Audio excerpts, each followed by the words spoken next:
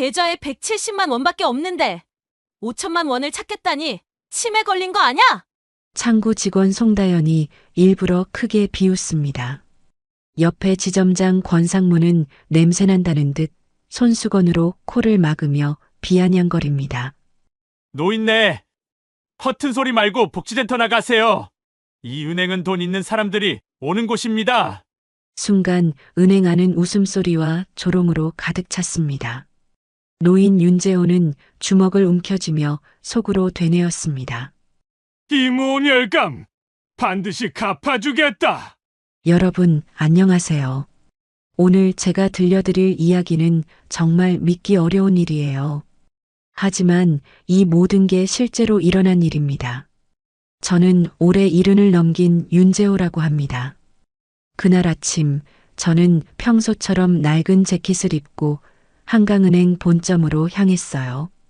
사실 그 옷은 제가 가장 아끼는 옷이었는데 20년도 넘게 입어서 곳곳이 해져 있었죠. 특히 팔꿈치 부분은 실밥이 다 뜯어져서 천이 보일 정도였고 단추도 몇 개가 떨어져 나간 상태였어요. 하지만 저에게는 특별한 의미가 있는 옷이었거든요. 아내가 살아생전에 마지막으로 사준 옷이었으니까요. 지하철을 타고 가는 동안에도 사람들의 시선이 느껴졌어요. 젊은 학생들은 제 낡은 옷차림을 보고 킥킥거렸고 정장 입은 직장인들은 고개를 돌려 외면했죠. 하지만 저는 그런 시선에 익숙해져 있었어요. 이미 몇 년째 이런 대우를 받아왔거든요. 은행에 도착했을 때는 오전 10시 정도였어요. 평일이라 그런지 대기하는 사람들이 제법 많았죠. 저는 번호표를 뽑고 기다리면서 주변을 둘러봤어요. 모든 사람들이 저보다 훨씬 말끔한 옷차림을 하고 있었어요. 명품 가방을 든 아줌마들, 깔끔한 정장 차림의 중년 남성들, 비싼 시계를 찬 젊은 사업가들까지. 그 사이에서 저는 마치 이방인 같았어요. 드디어 제 순서가 되어 창구로 걸어갔습니다. 그곳에는 송다연이라는 직원이 앉아 있었어요.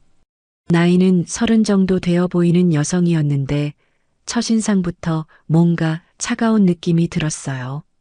그녀는 제 모습을 보더니 티나게 얼굴을 찌푸렸어요. 안녕하세요. 5천만 원을 인출하고 싶습니다. 제가 정중하게 말하자 송다연은 제 얼굴을 위아래로 훑어보더니 비웃는 표정을 지었어요. 마치 이런 거지 같은 옷차림으로 뭔 소리야? 라는 표정이었죠. 통장하고 신분증 주세요. 퉁명스럽게 말하는 그녀에게 저는 조심스럽게 통장과 신분증을 건넸어요. 그런데 송다연은 제 신분증을 받으면서 손가락 끝으로만 살짝 짚더니 마치 더러운 걸 만진 것처럼 휴지로 손을 닦았어요. 그 모습을 본 순간 가슴이 철렁했어요.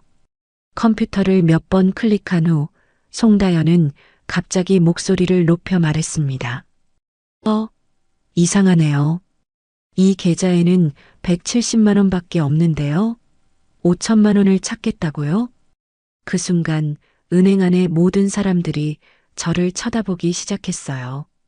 송다연의 목소리가 워낙 커서 대기하고 있던 다른 고객들까지 모두 들었거든요. 제 뒤에 줄 서 있던 사람들이 수군거리기 시작했어요. 혹시 치매에 걸리신 건 아니세요? 아니면 허풍을 치시는 건가요? 170만 원으로 5천만 원을 어떻게 찾아요? 송다연의 말에 주변 고객들이 킥킥거리며 웃기 시작했어요. 한 중년 남성은 요즘 노인분들이 허세가 심하다니까라고 중얼거렸고 젊은 여성은 저런 옷 입고 5천만 원이라니 정말 웃기네 하며 고개를 저었어요. 심지어 어떤 아줌마는 정신병원에서 나온 건 아닐까? 라고 속삭이기까지 했어요. 저는 얼굴이 화끈거리는 걸 느꼈어요. 하지만 차분히 말했죠. 혹시 다시 한번 확인해 주실 수 있을까요? 제가 잘못 기억하고 있는 건 아닌 것 같은데요. 아이고, 정말.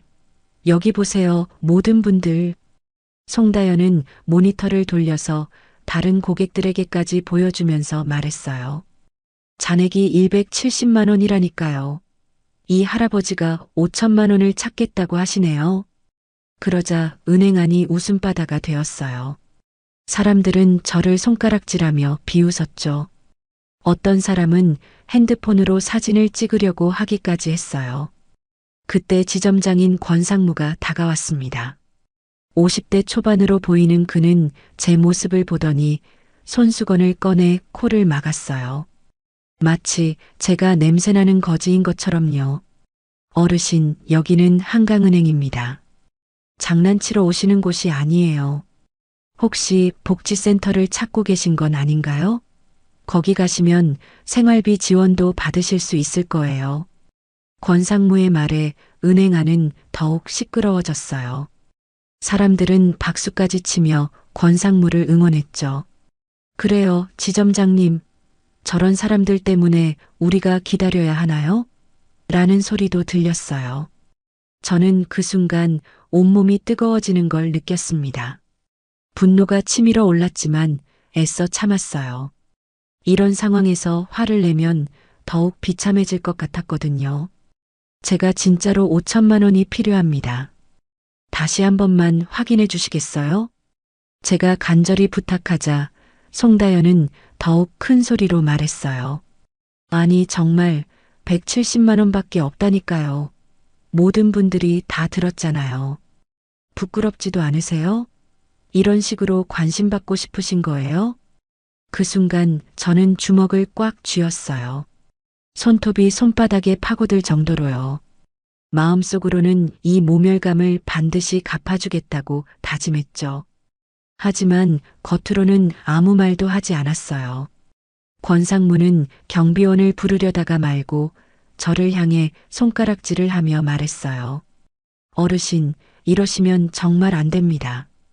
여기는 돈 있는 사람들이 오는 곳이에요. 제대로 된 고객들이 기다리고 계시거든요. 복지센터나 가보세요. 거기서 도움을 받으시는 게 어르신에게도 좋을 거예요. 그의 말에 다른 고객 한 명이 큰 소리로 맞장구를 쳤어요. 맞아요. 우리 시간 뺏지 마세요. 은행 안의 모든 사람들이 저를 손가락질하며 웃고 있었어요. 그 순간 저는 마치 동물원의 원숭이가 된 기분이었습니다. 이런 모멸감은 살면서 처음 느껴보는 거였어요. 아니, 정확히는 오래전에 느꼈던 그 감정이 되살아나는 것 같았어요. 저는 천천히 고개를 들어 권상무를 바라봤어요. 그리고 조용하지만 또렷하게 말했습니다. 오늘 이 일을 후회하게 될 겁니다. 분명히요. 하지만 권상무는 그저 코웃음을 쳤을 뿐이었어요. 네네, 알겠습니다. 어르신, 이제 가보세요. 송다연도 손등으로 입을 가리며 킥킥거렸고요. 그들은 제 말을 그냥 늙은이의 허풍쯤으로 여겼던 것 같아요. 저는 더 이상 그 자리에 있을 수 없었어요. 모든 사람들의 시선과 웃음소리를 견디며 은행을 나섰습니다. 문을 나서는 순간까지도 뒤에서 웃음소리가 들려왔어요. 그때의 그 치욕스러운 기분을 어떻게 표현해야 할지 모르겠어요. 은행 문을 나서면서 저는 마음속으로 결심했어요. 이들이 진짜 무엇을 잃게 되는지 보여주겠다. 그날의 그 모멸감이 앞으로 일어날 모든 일의 시작이었던 거예요. 은행 밖으로 나온 저는 잠시 그 자리에 서 있었어요. 사람들이 오가는 번화가 한복판에서 저는 마치 섬에 혼자 남겨진 기분이었죠. 가슴이 답답하고 머리가 어지러웠어요. 하지만 분노보다는 슬픔이 더 컸어요. 내가 언제부터 이런 취급을 받는 사람이 되었을까? 그때 뒤에서 익숙한 목소리가 들려왔어요. 할아버지. 돌아보니 제 손자 윤호준이 뛰어오고 있었어요. 26살인 호준이는 평소처럼 깔끔한 캐주얼 차림이었죠. 그는 제 표정을 보더니 즉시 뭔가 잘못되었다는 걸 눈치챘어요. 할아버지, 무슨 일이세요? 얼굴이 안 좋으세요? 저는 잠시 망설였어요. 손자에게 제가 당한 모욕을 말해야 할지 고민이 되었거든요. 하지만 결국 모든 걸 털어놓았어요. 은행에서 일어난 일들을, 송다영과 권상무가 한 말들을, 그리고 다른 고객들의 조롱까지 모든 걸 말이에요. 호준이는 듣는 동안 얼굴이 점점 굳어갔어요. 주먹을 불끈 쥐더니 은행 쪽을 돌아보며 말했어요. 할아버지, 그 사람들이 어떻게 그럴 수가 있어요? 지금 당장 들어가서 따져야겠어요. 하지만 저는 호준이를 말렸어요. 젊은 혈기로 덤벼봤자 달라질 건 없었거든요. 오히려 더 큰 창피만 당할 게 뻔했어요. 호준아, 그냥 가자. 소용없어. 아니에요, 할아버지. 이건 너무해요. 사람을 사람으로 안 보는 거잖아요. 호준이의 분노하는 모습을 보니 제 마음도 더욱 복잡해졌어요. 그때 저는 결심했어요. 이제 더 이상 숨길 이유가 없다고 생각했거든요. 호준아, 사실 할아버지가 너에게 말하지 않은 게 있어. 네? 뭔데요? 저는 주변을 둘러본 후 호준이를 조용한 카페로 데려갔어요. 그리고 거기서 지금까지 숨겨왔던 진실을 털어놓기 시작했어요. 호준아, 할아버지가 사실은 태영그룹의 창립자야. 호준이는 처음에 제 말을 믿지 못했어요. 당연한 반응이었죠. 지금까지 저는 그냥 평범한 할아버지로만 살아왔으니까요. 할아버지, 농담하시는 거죠? 태영그룹이면 그 제게 3위 안에 드는 그 태영그룹 말이에요? 그래, 맞아. 할아버지가 40년 전에 작은 무역회사로 시작해서 키운 회사야. 저는 천천히 제 이야기를 들려줬어요. 어떻게 맨손으로 시작해서 태영그룹을 일궈냈는지, 왜 지금까지 숨기고 살았는지를 말이에요. 사실 저는 10년 전에 모든 경영권을 아들에게 넘기고 은퇴했어요. 그리고 그 후로는 검소하게, 평범하게 살기로 결심했었거든요. 할아버지께서 그럼 지금도, 응, 대주주야. 그리고 명예회장이기도 하고. 호준이는 믿을 수 없다는 표정으로 저를 바라봤어요. 그러다가 갑자기 화가 난 듯 말했죠. 그럼 할아버지, 왜 그 사람들한테 당하고만 계셨어요? 왜 말씀 안 하셨어요? 호준아, 할아버지는 사람들이 돈 때문에 대하는 게 아니라 진짜 나라는 사람 때문에 대해주기를 바랐어. 하지만 오늘 일로 깨달았지. 세상은 그렇게 호락호락하지 않다는 걸. 저는 핸드폰을 꺼내 번호를 눌렀어요. 오랫동안 누르지 않았던 번호였죠. 강비서? 나야, 윤 회장이야. 전화 너머로 강우석 비서의 놀란 목소리가 들려왔어요. 회장님? 정말 회장님이세요? 오랜만에 연락 주시네요. 어떻게? 지금 당장 최인범 재무본부장하고 같이 한강은행 본점으로 와. 그리고 우리가 한강은행에 맡겨둔 돈이 얼마나 되는지 확인해봐. 네. 한강은행 말씀이세요? 거기에는 5,500억 정도 예치되어 있는데. 그래, 그 돈 말이야. 오늘 전액 다 빼낼 거야. 강 비서는 잠시 말을 잃었어요. 5,500억이라는 돈이 얼마나 큰 돈인지 그도 잘 알고 있었거든요. 그 돈이 빠지면 한강은행에 어떤 일이 일어날지도 뻔했고요. 회장님, 혹시 무슨 일이?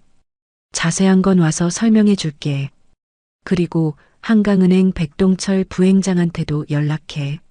내가 직접 통화하겠다고. 전화를 끊고 저는 호준이를 바라봤어요.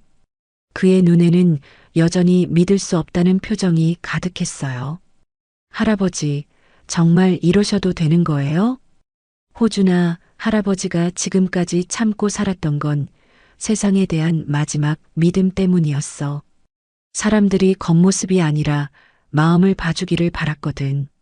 하지만 오늘 깨달았어. 때로는 힘을 보여줘야 할 때가 있다는 걸. 잠시 후 강우석 비서에게서 전화가 왔어요. 회장님, 백 부행장님과 연결해 드릴게요. 윤 회장님, 안녕하세요. 오랜만에 연락 주시네요. 백동철 부행장의 목소리가 들려왔어요. 그는 아직 오늘 일어난 일을 모르고 있었죠. 백 부행장, 우리 회사가 귀하 은행에 맡겨둔 돈 있지? 네, 물론입니다. 5,500억 정도 예치되어 계시죠. 그 돈 오늘 다 빼려고 해. 전화기 너머로 백동철이 당황하는 소리가 들려왔어요. 네. 회장님, 갑자기 왜? 혹시 저희 서비스에 문제가 있었나요? 문제? 당연히 있었지. 아주 심각한 문제가 말이야. 저는 오늘 있었던 일을 간략하게 설명해 줬어요. 백동철은 듣는 동안 계속 한숨을 쉬었어요. 회장님, 정말 죄송합니다. 제가 즉시 조치를 취하겠습니다. 아니야, 이미 늦었어. 1시간 후에 내가 직접 가겠어. 그때까지 5,500억 인출 준비해놔. 전화를 끊은 저는 호준이와 함께 은행 건너편에 있는 빌딩으로 갔어요. 거기서 강 비서와 최인범 본부장을 기다렸죠. 30분 후 검은색 리무진 세 대가 은행 앞에 도착했어요. 강우석 비서와 최인범 본부장 그리고 몇 명의 수행원들이 내렸죠. 그들은 모두 값비싼 정장을 입고 있었고 보기만 해도 범상치 않은 분위기였어요. 은행 안의 직원들과 고객들이 창문 너머로 이 광경을 지켜보고 있었어요. 송다영과 권상무도 마찬가지였죠. 그들은 갑자기 나타난 고급 차량들을 보고 수군거리기 시작했어요. 저 차들 뭐야? 무슨 일이지? 리무진이네. 웬 재벌이 오나? 강 비서가 저에게 와서 깊숙이 인사했어요. 회장님, 오랜만입니다. 준비 다 끝났습니다. 고생했어, 강 비서. 이제 들어가자. 호준이는 아직도 이 모든 상황이 믿어지지 않는다는 표정이었어요. 할아버지가 정말로 태영그룹의 창립자라는 것도 지금 이렇게 많은 사람들이 할아버지에게 고개 숙여 인사하는 것도 말이에요. 할아버지, 이제 정말 들어가시는 거예요? 그래, 호준아. 이제 그들이 진짜 누구를 건드렸는지 알려줄 차례야. 저는 은행을 바라보며 마지막으로 생각했어요. 송다연, 권상무, 그리고 너희가 조롱했던 모든 순간들을 기억해라. 이제 그 대가를 치를 시간이다. 드디어 저희가 은행 안으로 들어갔어요. 강우석 비서가 앞장서고 최인범 재무본부장과 수행원들이 저를 호위하듯 따라왔죠. 호준이는 제 옆에서 여전히 믿어지지 않는다는 표정으로 걸었어요. 은행 문이 열리자마자 모든 사람들의 시선이 저희에게 집중되었어요. 1시간 전만 해도 저를 조롱하며 웃었던 바로 그 사람들이었죠. 하지만 지금 그들의 표정은 완전히 달랐어요. 궁금함과 긴장감이 섞인 얼굴들이었어요. 송다연은 창구에서 저희를 바라보고 있었어요. 처음에는 저를 알아보지 못하는 것 같았어요. 1시간 전과는 완전히 다른 분위기의 저를 보고 당황하는 듯 했죠. 값비싼 정장을 입은 사람들에게 둘러싸인 저의 모습은 분명 그녀가 예상하지 못한 장면이었을 거예요. 권상무 지점장도 마찬가지였어요. 그는 사무실에서 나와 저희를 맞이했는데 처음에는 어색한 미소를 지으며 인사했어요. 어서 오십시오. 혹시 어떤 용무로? 그때 강우석 비서가 앞으로 나섰어요. 안녕하세요. 태영그룹 비서실의 강우석입니다. 윤재호 명예회장님을 모시고 왔습니다. 그 순간 은행 안의 공기가 얼어붙었어요. 태영그룹이라는 이름만으로도 충분히 충격적이었는데 윤재호 명예회장이라는 말에 모든 사람들이 저를 다시 쳐다봤어요. 송다연의 얼굴이 새하얗게 변했어요. 입을 벌린 채 저를 바라보는 그녀의 모습이 보였어요. 권상무도 마찬가지였죠. 그는 몇 번이나 눈을 깜빡이며 상황을 파악하려고 애썼어요. 잠깐만요. 윤재호 명예회장님이라고 하셨나요? 권상무가 떨리는 목소리로 물었어요. 강 비서는 정중하게 대답했죠. 네, 맞습니다. 태영그룹 창립자이시며 현재 명예회장이신 윤재호 회장님이십니다. 그 순간 은행 안이 술렁거리기 시작했어요. 고객들이 웅성웅성거리며 저를 바라봤어요. 태영그룹이라는 이름은 모르는 사람이 없을 정도로 유명했거든요. 태영그룹? 그 제게 3위 안에 드는 태영그룹? 윤재호 회장? 설마 그 유명한. 어머, 진짜야? 그럼 아까 그분이. 사람들의 수군거림이 점점 커졌어요. 그들은 1시간 전에 자신들이 누구를 조롱했는지 깨닫기 시작했어요. 저는 천천히 송다연이 있는 창구로 걸어갔어요. 그녀는 의자에서 일어나지도 못하고 그대로 앉아 있었어요. 얼굴이 창백해진 채로요. 안녕하세요, 송다연 씨. 1시간 전에 만났었죠. 제 말에 송다연은 입술을 떨며 대답했어요. 아니, 그게. 죄송합니다. 뭘 죄송해 하세요? 아까 분명히 말씀하셨잖아요. 제 계좌에 170만 원밖에 없다고. 치매에 걸린 건 아니냐고도 하셨고요. 제 말 한마디 한마디에 송다연의 얼굴이 더욱 창백해졌어요. 주변 고객들도 상황을 파악하기 시작했죠. 권상무가 급히 달려와서 저에게 인사했어요. 회장님, 정말 죄송합니다. 아까 일은 완전히 오해였습니다. 제가 직원 교육을 제대로 못한 탓입니다. 오해라고요? 어떤 오해였나요? 저는 차분하게 물었어요. 권상무는 식은땀을 흘리며 변명을 늘어놓기 시작했어요. 그게 회장님께서 신분을 밝히지 않으셔서 저희가 몰랐던 거죠. 그러니까 신분을 밝히지 않으면 사람 취급을 안 해도 된다는 말씀이세요? 제 말에 권상무는 할 말을 잃었어요. 은행 안의 다른 고객들도 점점 상황의 심각성을 깨닫기 시작했어요. 그때 최인범 재무본부장이 앞으로 나왔어요. 회장님, 인출 준비가 완료되었습니다. 5,500억 원 전액 인출하시겠습니까? 그 말이 떨어지자 은행 안이 완전히 조용해졌어요. 5,500억이라는 숫자에 모든 사람들이 충격을 받았거든요. 송다연은 그제서야 제대로 상황을 파악한 것 같았어요. 자신이 1시간 전에 조롱했던 할아버지가 실제로는 5,500억을 예치한 태영그룹의 창립자라는 것을요. 죄송합니다, 회장님. 정말 몰랐습니다. 제가 잘못했습니다. 송다연이 일어나서 깊숙이 고개를 숙였어요. 하지만 저는 냉정하게 말했어요. 몰랐다고요? 그럼 아셨으면 다르게 대했겠다는 말씀인가요? 사람은 돈이 있고 없고로 대우가 달라져야 하는 건가요?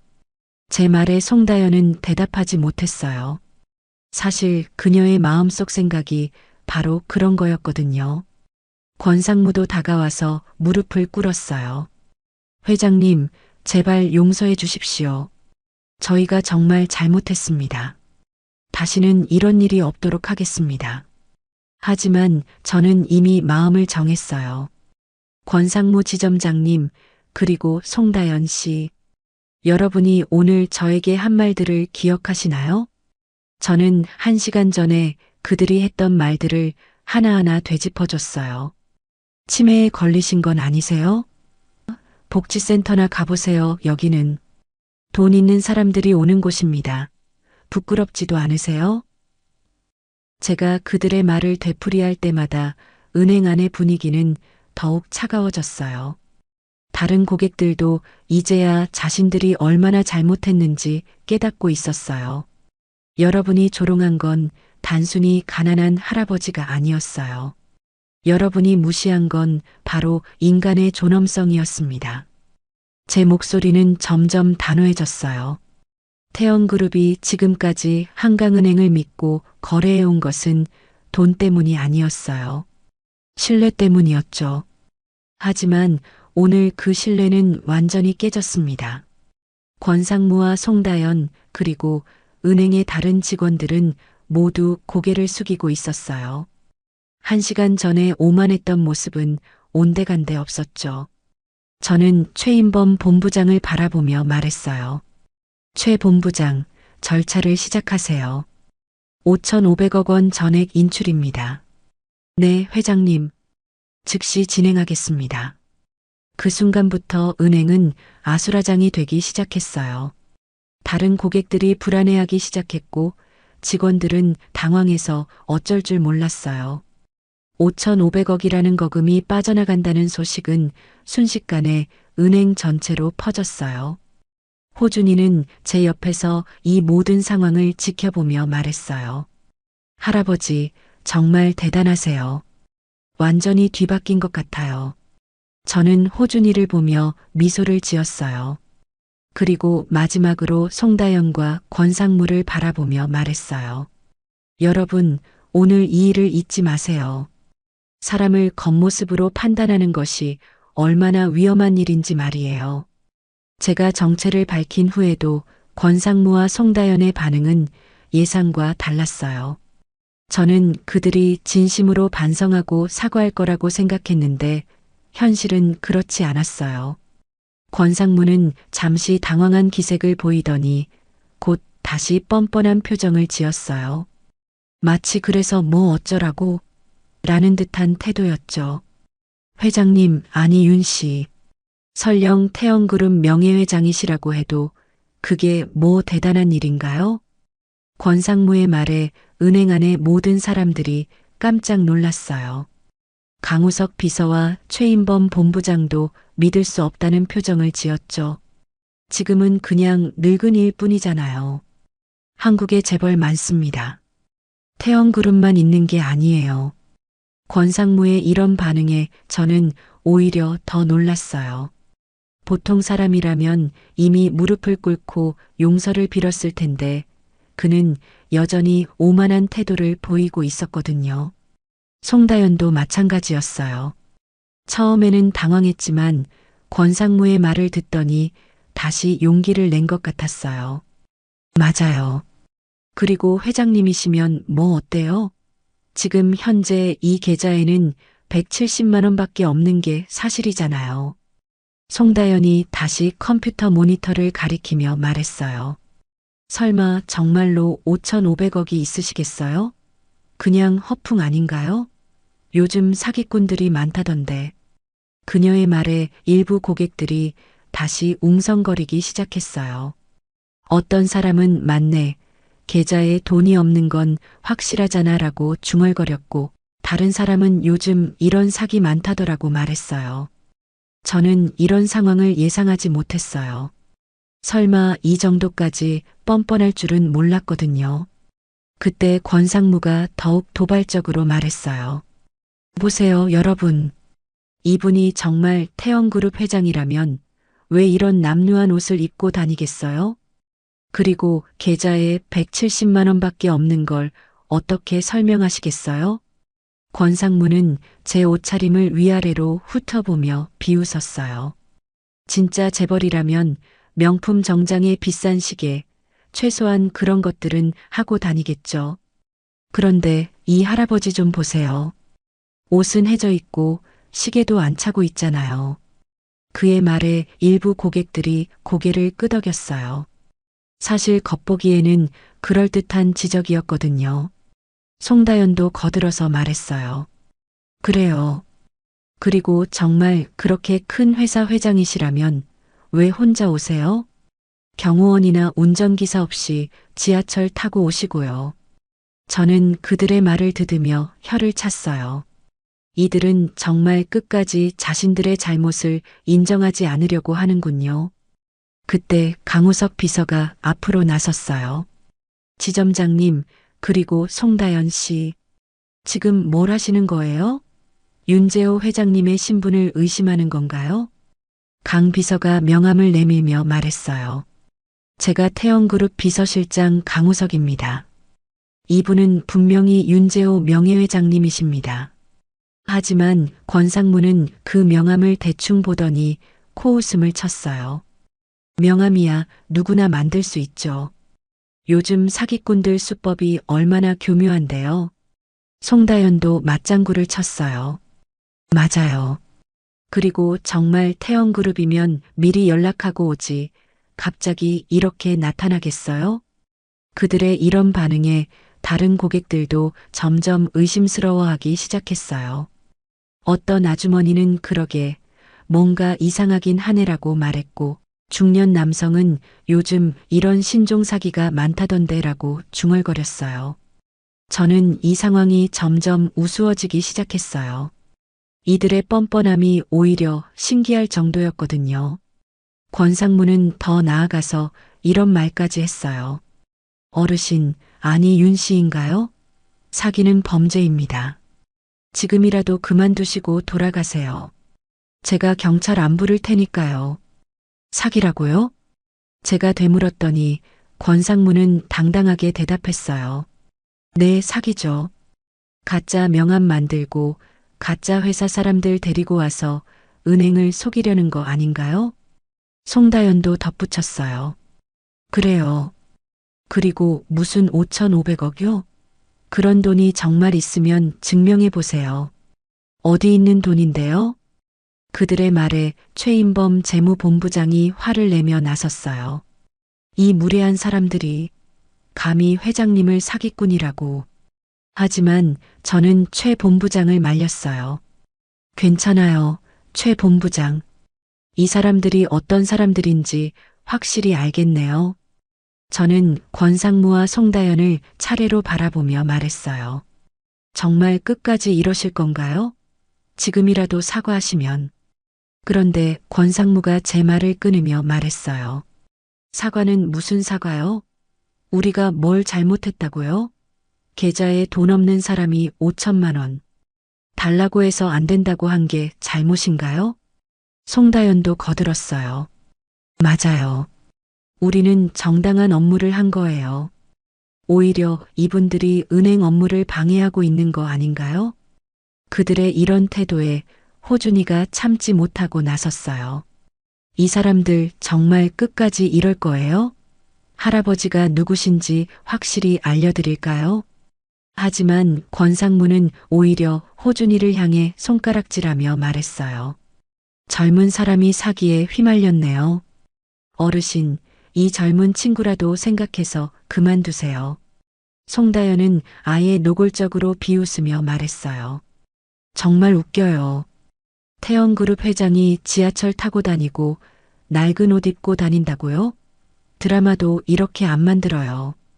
그녀는 주변 고객들을 향해 말했어요. 여러분도 다 보셨잖아요. 이분 계좌에 170만 원밖에 없는 거. 그런데 갑자기 태영그룹 회장이라니요. 일부 고객들이 고개를 끄덕이며 송다연의 말에 동조했어요. 상황이 점점 이상하게 흘러가고 있었어요. 권상무는 더 나아가서 이런 말까지 했어요. 보안요원을 부를까요? 이런 식으로 은행에서 소동 피우시면 안 되는데요. 그때 저는 마음속으로 결심했어요. 이제 정말 끝까지 가보자. 이 사람들이 얼마나 뻔뻔한지 온 세상이 알게 해주겠다. 저는 휴대폰을 꺼내 또 다른 번호를 눌렀어요. 하유진 기자? 나야, 윤재호야. 전화 너머로 하유진의 놀란 목소리가 들려왔어요. 선생님? 정말 오랜만이에요. 갑자기 웬일이세요? 지금 한강은행 본점에 있어. 당장 기자들 데리고 와. 아주 재미있는 이야기를 들려줄게. 권상무와 송다연은 제가 전화하는 모습을 보며 비웃었어요. 아직도 상황의 심각성을 깨닫지 못하고 있었던 거죠. 하유진 기자에게 전화를 건 후 저는 권상무와 송다연을 다시 바라봤어요. 그들은 여전히 저를 의심스러운 눈초리로 쳐다보고 있었죠. 권상무 지점장님, 송다연 씨. 마지막으로 한 번 더 묻겠습니다. 정말로 사과할 생각이 없으신가요? 권상무는 팔짱을 끼며 당당하게 대답했어요. 사과는 무슨요? 우리가 뭘 잘못했다고요? 도리어 이런 식으로 은행에서 소동 피우시는 분들이 문제 아닌가요? 송다연도 고개를 끄덕이며 맞장구 쳤어요. 맞아요. 우리는 정당한 업무를 했을 뿐이에요. 계좌에 돈도 없으면서 5천만 원 달라고 하니까 안 된다고 한 게 뭐가 잘못이에요? 그들의 이런 반응에 저는 이제 정말 마지막 카드를 꺼낼 때가 왔다고 생각했어요. 최인범 본부장. 네, 회장님. 우리 회사가 한강은행에 예치해둔 5,500억 원, 지금 당장 전액 인출 절차를 시작하세요. 네, 회장님. 즉시 처리하겠습니다. 최인범 본부장이 노트북을 꺼내 작업을 시작하자 권상무가 비웃으며 말했어요. 아직도 그 연극을 계속하시는 거예요? 5,500억이요? 하하. 송다연도 손뼉을 치며 웃었어요. 정말 끝까지 하시네요. 5,500억이면 이 은행 예치금의 거의 절반인데 그런 돈이 어디 있어요? 그런데 그때 은행 내부 시스템에서 알람이 울리기 시작했어요. 다른 직원들이 황급히 컴퓨터를 확인하더니 권상무에게 달려왔어요. 지점장님, 큰일 났습니다. 왜 그래? 뭔 일이야?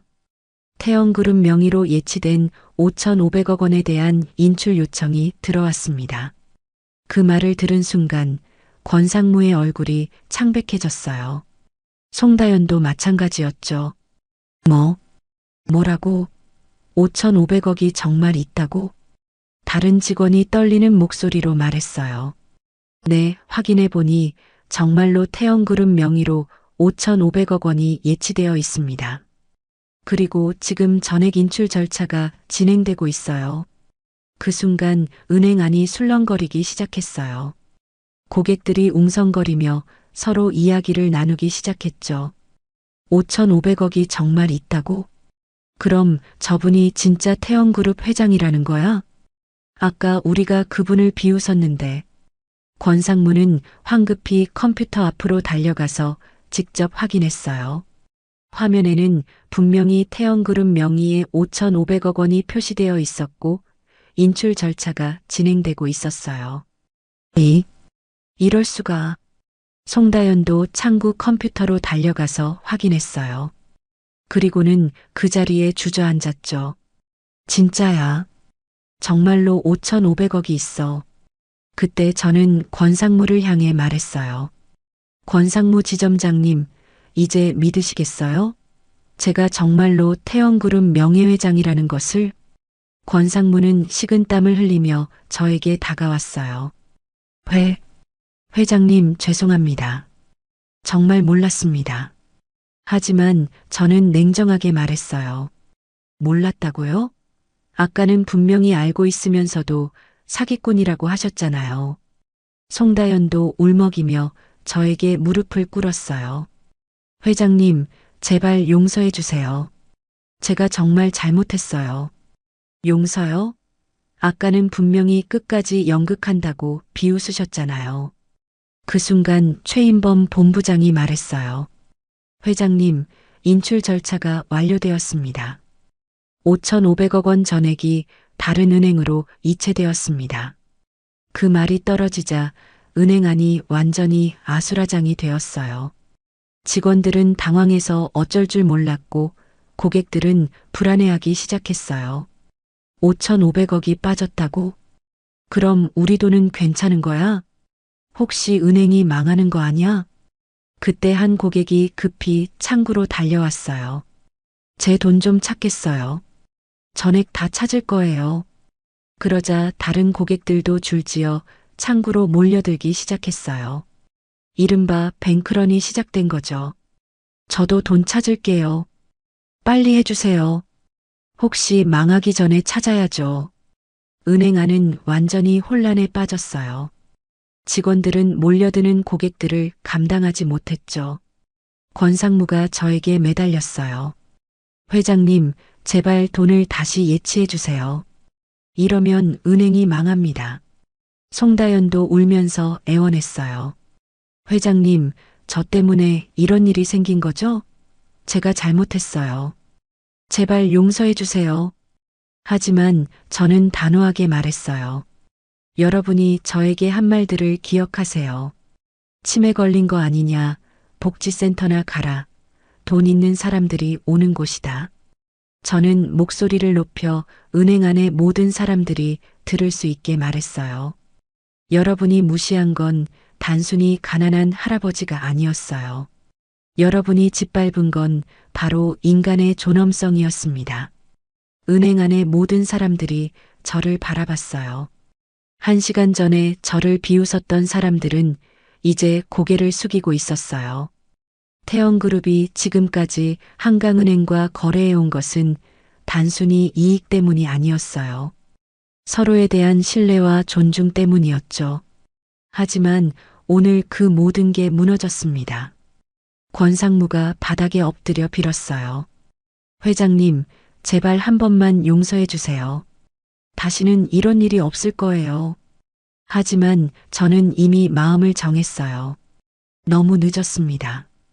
여러분은 사람을 돈으로만 판단했어요. 그 대가를 치르셔야죠. 그때 은행 밖에서 소음이 들려왔어요. 하유진 기자가 다른 기자들과 함께 도착한 것 같았어요. 호준이가 제 옆에서 말했어요. 할아버지, 이제 정말 끝났네요. 저는 호준이를 보며 말했어요. 호준아, 이제 진짜 시작이야. 이 사람들이 어떻게 망하는지 지켜보자. 은행 밖이 점점 소란스러워지더니 드디어 하유진 기자가 카메라맨들과 함께 은행 안으로 들어왔어요. 뒤따라 다른 방송사 기자들도 몰려들었죠. 선생님, 오랜만입니다. 하유진이 저에게 달려와서 인사했어요. 그녀는 제가 대학에서 경영학을 가르칠 때 수강했던 학생이었거든요. 지금은 한국의 대표적인 경제 전문 기자가 되어 있었죠. 유진아, 잘 왔구나. 오늘 아주 특별한 이야기를 들려줄게. 하유진의 등장과 함께 카메라 플래시가 터지기 시작했어요. 은행 안은 순식간에 촬영 현장으로 변했죠. 권상무와 송다연은 갑자기 나타난 기자들을 보고 더욱 당황했어요. 특히 송다연은 얼굴을 손으로 가리며 숨으려고 했죠. 윤재호 회장님, 오늘 한강은행에서 무슨 일이 있었던 건가요? 하유진이 마이크를 들이대며 질문했어요. 저는 차분하게 대답했어요. 오늘 아침 저는 평범한 시민으로서 이 은행을 방문했어요. 5천만 원을 인출하려고 했죠. 그런데 이 은행의 직원들이 제 외모를 보고 저를 치매 환자 취급하며 모욕했어요.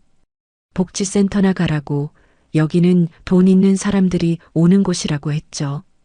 하유진과 다른 기자들이 놀란 표정을 지었어요. 카메라는 권상무와 송다연을 번갈아 비추기 시작했죠. 그래서 어떻게 하셨나요? 저는 정체를 밝히고 우리 회사가 이 은행에 예치해둔 5,500억 원을 전액 인출했어요. 5,500억 원이요? 하유진의 목소리가 높아졌어요. 다른 기자들도 웅성거리기 시작했죠. 그때 한 기자가 권상무에게 마이크를 들이댔어요. 지점장님, 정말로 태영그룹 명예회장님을 그렇게 대했나요? 권상무는 얼굴이 새하얗게 질린 채로 대답했어요. 그게 저희가 몰랐던 거죠. 회장님께서 신분을 밝히지 않으셔서.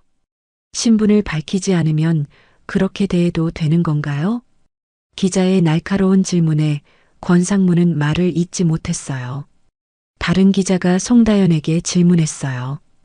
창구 직원님, 어떤 말씀을 하신 건가요? 송다연은 울먹이며 대답했어요. 죄송해요. 제가 잘못했어요. 치매에 걸리신 건 아니냐고.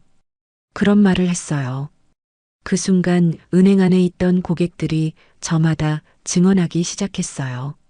저도 봤어요. 그 직원이 할아버지한테 너무 심하게 했어요. 복지센터나 가라고 했어요. 모든 사람 앞에서 망신을 줬어요. 고객들의 증언이 이어지자 기자들은 더욱 흥미진진해했어요. 이런 스토리는 정말 특종감이었거든요. 하유진이 저에게 다시 질문했어요. 회장님, 5,500억 원 인출로 인해 한강은행에는 어떤 영향이 있을까요? 글쎄요, 그건 은행에서 알아서 판단할 일이겠죠. 저는 단지 신뢰를 잃은 은행과는 더 이상 거래할 수 없다고 판단했을 뿐이에요. 그때 최인범 본부장이 기자들에게 말했어요. 5,500억 원은 한강은행 전체 예치금의 약 40%에 해당하는 금액입니다. 이 정도 규모의 자금이 한 번에 빠져나간다면 경영에 심각한 타격이 있을 수밖에 없죠. 그 순간 다른 고객 중 한 명이 큰 소리로 말했어요. 저도 돈 빼려고 줄 섰는데 아직도 못 뺐어요. 혹시 은행이 망하는 거 아니에요? 그 말에 다른 고객들이 더욱 불안해하기 시작했어요. 창구 앞에는 돈을 찾으려는 사람들로 길게 줄이 섰어요. 하유진이 이 상황을 보고 말했어요. 지금 은행에서 뱅크런 현상이 일어나고 있는 것 같은데요? 저는 고개를 끄덕였어요. 사람들이 불안해하는 것 같네요. 하지만 이는 한강은행 스스로가 만든 상황이에요. 그때 권상무가 카메라 앞에서 무릎을 꿇었어요. 회장님, 제발 카메라 앞에서라도 용서해 주십시오. 은행이 망하면 수많은 직원들이 일자리를 잃어요. 하지만 저는 단호하게 말했어요. 권상무 지점장님, 그 직원들 생각은 고객을 모욕할 때 하셨어야죠. 송다연도 카메라 앞에서 무릎을 꿇고 울며 빌었어요. 회장님, 정말 죄송해요. 제가 잘못했어요. 다시는 그런 일 없을 거예요. 하지만 저는 이미 마음을 정했어요. 늦었어요. 여러분은 사람의 마음에 돌이킬 수 없는 상처를 냈어요. 하유진이 마지막 질문을 던졌어요. 회장님, 앞으로 한강은행과는 어떤 관계를 유지하실 건가요? 저는 잠시 생각한 후 명확하게 답변했어요. 태영그룹은 앞으로 한강은행과 모든 거래를 중단할 예정입니다. 그리고 저희와 거래하는 협력업체들에게도 이 사실을 알릴 것이에요. 그 말에 권상무의 얼굴이 더욱 창백해졌어요. 태영그룹과의 거래 중단은 단순히 예금 인출보다 훨씬 더 큰 타격이었거든요. 하유진이 생방송 카메라를 보며 말했어요. 지금 한강은행 본점에서는 태영그룹 윤재호 명예회장님이 직원들의 무례한 대우에 항의하며 5,500억 원을 전액 인출하는 초유의 사태가 벌어지고 있습니다. 생방송이 시작되자 은행 밖에서 구경꾼들이 몰려들기 시작했어요. 소셜미디어를 통해 소식을 들은 사람들이었죠. 마지막으로 저는 카메라를 바라보며 말했어요. 모든 사람은 존중받을 권리가 있습니다. 누구든지 겉모습이나 경제적 지위로 판단받아서는 안 되죠. 여러분이 무시한 건 단순히 한 사람이 아니었어요. 인간의 존엄성 자체였습니다.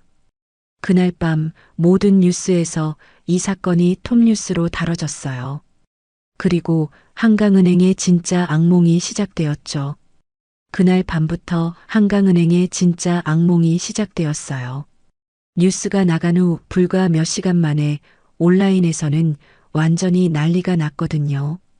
다음 날 아침 저는 호준이와 함께 뉴스를 보고 있었어요. 모든 방송사에서 이 사건을 다루고 있었죠. 한강은행 직원들의 갑질 논란이 연일 확산되고 있습니다. 태영그룹의 5,500억 원 인출 이후 다른 대기업들도 줄줄이 거래를 중단한다고 발표했습니다. 앵커의 말에 따르면 벌써 10개가 넘는 대기업들이 한강은행과의 거래 중단을 발표했다고 했어요. 저희의 영향력이 이렇게 클 줄은 몰랐어요. 할아버지, 정말 대단해요. 하루 만에 이렇게 될 줄이야. 호준이가 감탄하며 말했을 때 강우석 비서에게서 전화가 왔어요. 회장님, 지금 한강은행 상황을 보고 드리겠습니다. 어떻게 되고 있어? 주가가 개장과 동시에 하한가를 기록했습니다. 그리고 지금 현재 예금 인출 사태가 심각한 상황이에요. 어제보다 10배는 더 많은 사람들이 몰려들었습니다. 강 비서의 보고를 들으며 저는 창밖을 바라봤어요. 사실 이 정도로 빨리 일이 진행될 줄은 저도 예상하지 못했거든요. TV에서는 한강은행 본점 앞의 모습이 생중계되고 있었어요. 수백 명의 사람들이 줄을 서서 돈을 찾으려고 하고 있었죠. 경찰도 출동해서 질서를 유지하고 있었어요. 현재 한강은행 본점 앞에는 새벽부터 수백 명의 예금자들이 몰려들어 인출 대기 중입니다. 은행 측은 정상 영업이 가능하다고 발표했지만 예금자들의 불안은 가라앉지 않고 있는 상황입니다. 리포터의 말에 따르면 한강은행의 다른 지점들도 마찬가지 상황이라고 했어요. 전국의 모든 한강은행 지점에서 뱅크런이 일어나고 있었던 거죠. 그때 TV 화면에 권상무의 모습이 나왔어요. 그는 기자들에게 둘러싸여 고개를 숙이고 있었어요. 권상무 전 지점장님, 어제 일에 대해 어떻게 생각하시나요? 기자의 질문에 권상무는 떨리는 목소리로 답했어요. 정말 죄송합니다. 제가 잘못했습니다. 윤재호 회장님께 진심으로 사과드립니다. 그런데 왜 어제는 끝까지 회장님을 의심하셨나요? 그게 제가 판단력이 흐려져서 정말 변명의 여지가 없습니다. 권상무의 초라한 모습을 보니 묘한 기분이었어요. 어제만 해도 그렇게 오만하던 사람이 하루 만에 이렇게 초라해지다니요. 다음 장면에서는 송다연의 모습도 나왔어요. 그녀는 아예 얼굴을 가리고 있었죠. 송다연 씨는 별다른 입장 표명을 거부하고 있습니다. 리포터가 송다연에게 계속 질문을 던졌지만 그녀는 대답하지 않았어요. 그저 고개만 숙이고 있을 뿐이었죠. 저녁 뉴스에서는 더욱 충격적인 소식이 나왔어요. 한강은행의 주가가 연이틀째 하한가를 기록했습니다. 또한 예금 인출 사태로 인해 유동성에 심각한 문제가 발생했다는 분석이 나오고 있습니다. 경제 전문가가 출연해서 설명했어요. 현재 한강은행의 상황은 매우 심각합니다. 이틀 동안 전체 예금의 60%가 인출되었고 이는 은행의 정상적인 운영을 불가능하게 만드는 수준입니다. 그 말을 들으니 정말로 한강은행이 망할 수도 있겠구나 싶었어요. 저는 복수를 원했지만 이렇게까지 빨리 일이 진행될 줄은 몰랐거든요. 사흘째 되는 날 더욱 충격적인 뉴스가 나왔어요. 한강은행이 결국 타 은행과의 합병을 검토하고 있다고 발표했습니다. 권상무 전 지점장과 송다연 전 직원은 어제 정식으로 해고되었습니다. 뉴스에서는 권상무가 짐을 싸서 나오는 모습이 나왔어요. 기자들이 몰려들어 질문을 던졌지만 그는 아무 말도 하지 않았어요. 권상무 씨, 앞으로 어떻게 하실 계획인가요? 다른 은행에 취업할 계획이 있으신가요? 기자들의 질문에도 권상무는 고개만 숙이고 걸어갔어요. 그의 뒷모습이 너무나 초라해 보였어요. 송다연의 소식도 들려왔어요. 그녀 역시 해고되었고 인터넷에서 그녀의 신상 정보가 퍼지면서 완전히 매장당한 상태였어요. 일주일 후 결국 결정적인 뉴스가 나왔어요. 한강은행이 결국 국민은행에 헐값에 인수되기로 했습니다. 인수 가격은 기존 시가총액의 10분의 1 수준으로 알려졌습니다. 백동철 부행장도 사임했어요. 그는 기자회견에서 눈물을 흘리며 사과했죠. 이번 사태의 모든 책임은 저에게 있습니다. 직원 교육을 제대로 하지 못한 제 책임입니다. 국민 여러분께 진심으로 사과드립니다. 그의 기자회견을 보니 안타까운 마음도 들었어요.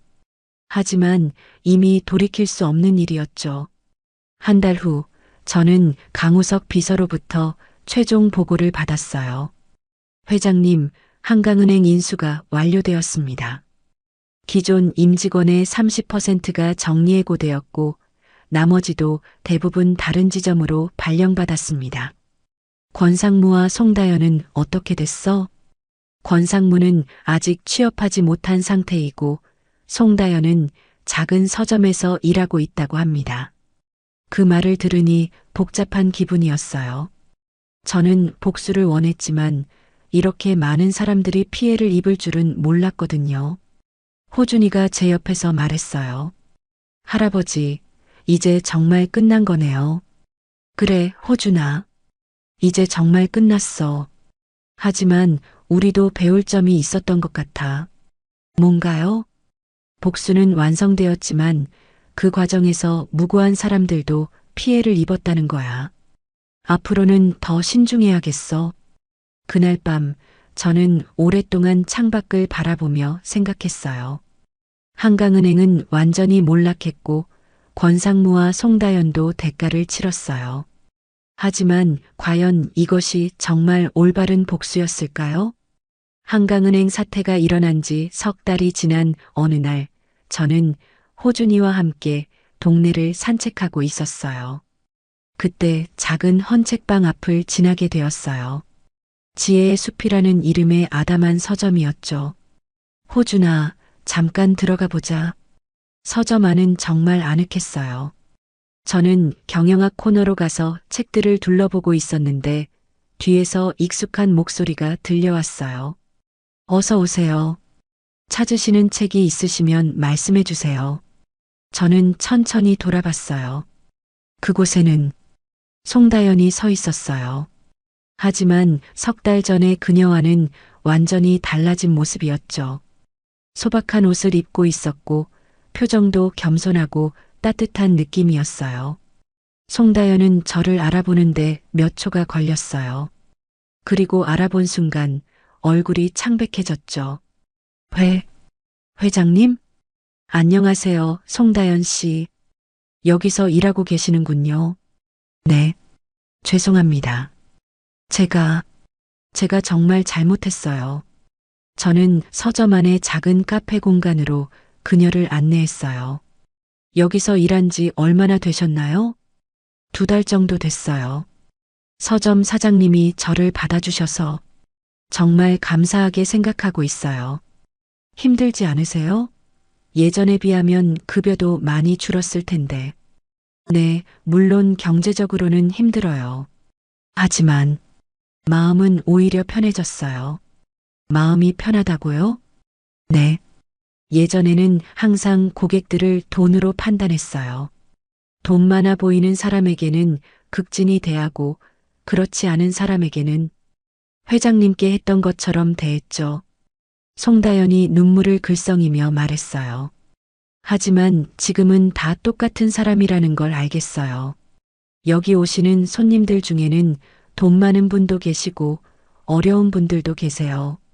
하지만 모두가 책을 사랑하는 마음은 똑같거든요.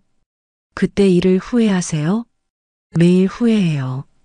회장님께 드린 상처는 평생 잊을 수 없을 거예요. 그리고 제 때문에 많은 사람들이 피해를 입었잖아요. 저는 그녀의 진심이 느껴졌어요.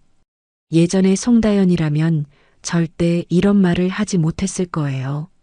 며칠 후 저는 권상무가 사는 작은 원룸을 찾아갔어요.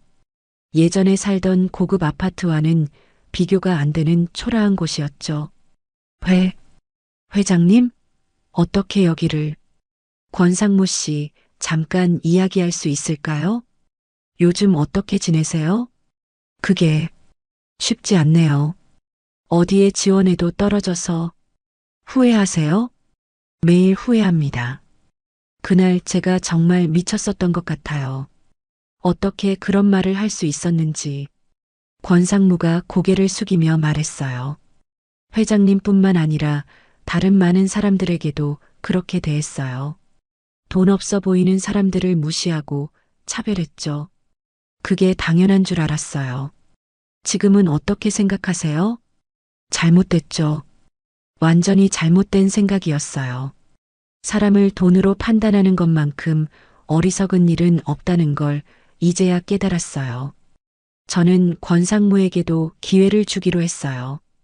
저희 회사에서 새로운 프로젝트를 시작하는데 금융 분야 경험자가 필요해요. 물론 처음에는 말단 직원부터 시작해야겠지만 정말이세요? 단 조건이 있어요. 다시는 사람을 차별하지 않겠다고 약속할 수 있어요? 그리고 매주 토요일마다 봉사활동을 해야 해요. 네, 약속드립니다. 기꺼이 하겠습니다. 집으로 돌아오는 길에 호준이가 물어봤어요. 할아버지, 왜 권상무한테까지 기회를 주세요? 호준아, 복수는 끝났어. 이제는 사람들을 바꿔야 할 때야. 권상무가 다른 회사에 가서 또 똑같은 짓을 할 수도 있잖아. 하지만 우리가 그를 제대로 교육시키면 또 다른 피해자는 생기지 않을 거야. 한 달 후, 저는 두 사람을 다시 만났어요. 권상무는 정말로 성실하게 일하고 있었고, 봉사활동도 빠지지 않고 참여했죠. 회장님, 정말 감사합니다. 봉사활동을 하면서 제가 도움을 드린 분들이 고마워하시는 모습을 보면 정말 보람 있어요. 송다연도 서점에서 잘 지내고 있었어요. 다연아, 어때? 일은 재미있어? 네, 정말 재미있어요. 특히 어르신들이 책을 고르실 때 도움을 드리는 게 가장 보람 있어요. 예전에는 나이 드신 분들을 무시했는데 지금은 그분들이 얼마나 지혜로우신지 알겠어요. 그날 저녁 호준이와 함께 집으로 돌아가면서 저는 말했어요. 호준아, 오늘 뭘 배웠니? 복수보다는 용서가 더 강하다는 걸요. 맞아. 복수는 사람을 무너뜨리지만 용서는 사람을 일으켜 세우지. 그리고 그렇게 일으켜 세운 사람들이 또 다른 사람들을 도울 수 있게 되는 거야. 1년 후 권상무는 태연그룹의 정식 직원이 되어 신입사원들에게 고객 서비스 교육을 담당하게 되었어요. 송다연은 그 서점을 인수해서 사장이 되었고 어려운 환경의 청소년들에게 무료로 책을 나눠주는 활동을 시작했죠. 저는 가끔 그들을 만나서 안부를 묻곤 해요. 그때마다 느끼는 건 복수보다는 용서가 훨씬 더 큰 힘을 가지고 있다는 것이에요. 한강은행에서 받았던 그 모멸감은 분명히 아픈 기억이에요. 하지만 그 아픔이 있었기에 더 많은 사람들을 도울 수 있게 되었죠. 호준이에게 마지막으로 말했어요. 호준아, 진짜 부자는 돈이 많은 사람이 아니라 사람들을 변화시킬 수 있는 사람이야. 돈을 버는 것도 중요하지만 사람을 키우는 게 더 중요하거든. 여러분도 누군가에게 상처를 받았을 때 복수보다는 용서를 선택해 보세요. 그 용서가 여러분과 상대방 그리고 더 많은 사람들을 행복하게 만들 거예요. 이 이야기가 여러분에게 감동을 주었나요? 구독과 좋아요, 그리고 댓글로 여러분의 생각을 들려주세요. 다음에는 또 어떤 감동적인 이야기로 찾아뵐까요? 많은 관심과 사랑 부탁드립니다.